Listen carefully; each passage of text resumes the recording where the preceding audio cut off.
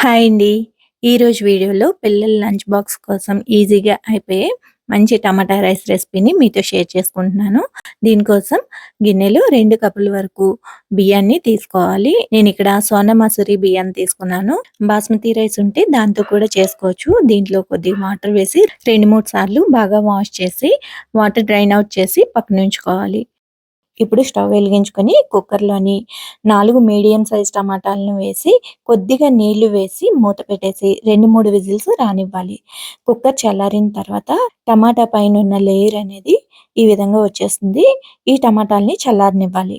ఇప్పుడు రైస్‌ని కుక్ చేసుకోవడానికి అదే స్టవ్ పైన కుక్కర్‌ని పెట్టుకొని కొద్దిగా ఆయిల్, 1 స్పూన్ వరకు నెయ్యి వేసి, నెయ్యి వేడెక్కిన తర్వాత 3, 4 బిర్యానీ ఆకులు, అలాగే హోల్ మసాలా ఉంటుంది కదా! అవి కొద్దిగా వేసుకోవాలి. అలాగే కొన్ని జీడిపప్పు పలుకులు వేసుకుంటే పిల్లలకి నచ్చుతుంది కదా!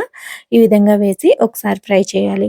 ఇప్పుడు ఒక ఉల్లిపాయని నిలువుగా కట్ చేసుకున్నది, అలాగే 5 పచ్చిమిరపకాయలని ఈ విధంగా చీలికగా కట్ చేసుకున్నవి కలిపి వేసుకోవాలి. ఇవి ఫ్రై అయిన తర్వాత 1 స్పూన్ వరకు అల్లం వెల్లుల్లి పేస్ట్ వేయాలి. ఈ అల్లం వెల్లుల్లి పేస్ట్‌లో నేను కొద్దిగా జీలకర్ర వేసి పేస్ట్ చేశాను.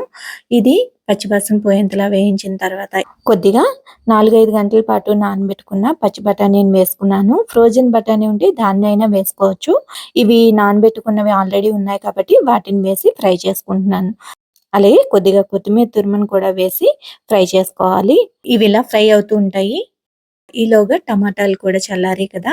ఈ పైనున్న లేయర్ తీసేసి ఈ టమాటాలని మిక్సీ జార్‌లోకి ట్రాన్స్‌ఫర్ చేసుకొని మెత్తని ప్యూరీ లాగా చేసుకోవాలి. టమాటాలు వేడిగా ఉన్నప్పుడు 4, 5 ఐస్ క్యూబ్స్ వేసి గ్రైండ్ చేసుకుంటే సరిపోతుంది.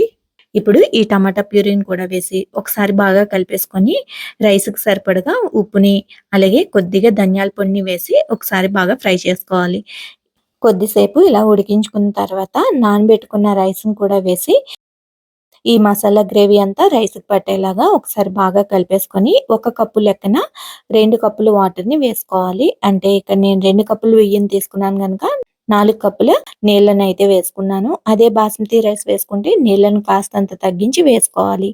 ఒకసారి మొత్తం కలుపుకొని ఉప్పనేది చెక్ చేసుకొని మూత పెట్టేసి 3 విజిల్స్ రానివ్వాలి. విజిల్స్ వచ్చి కుక్కర్ చల్లారిన తర్వాత మూత తీసి చూద్దాము. రైస్ అయితే కుక్ అయిపోయింది. చివరగా కాస్తంత కొత్తిమీర వేసి మూత పెట్టేసి మరొక 5 నిమిషాల పాటు అలా వదిలేస్తే సరిపోతుంది. అంతేనండి. ఈ టమాటా రైస్‌ని పిల్లలకి లంచ్ బాక్స్‌గా పెట్టేసేయొచ్చు. పెద్దవాళ్ళు ఇంకా స్పైసీగా తీసుకోవాలి అనుకుంటే కాస్తంత కారాన్ని కూడా జోడించుకుంటే కలర్‌తో పాటు కాస్తంత స్పైసీ లెవెల్స్ పెరుగుతాయి. ఈ రెసిపీ గనుక మీకు నచ్చినట్లయితే లైక్ చేయండి. మీ ఫ్రెండ్స్ అండ్ ఫ్యామిలీతో షేర్ చేసుకోండి.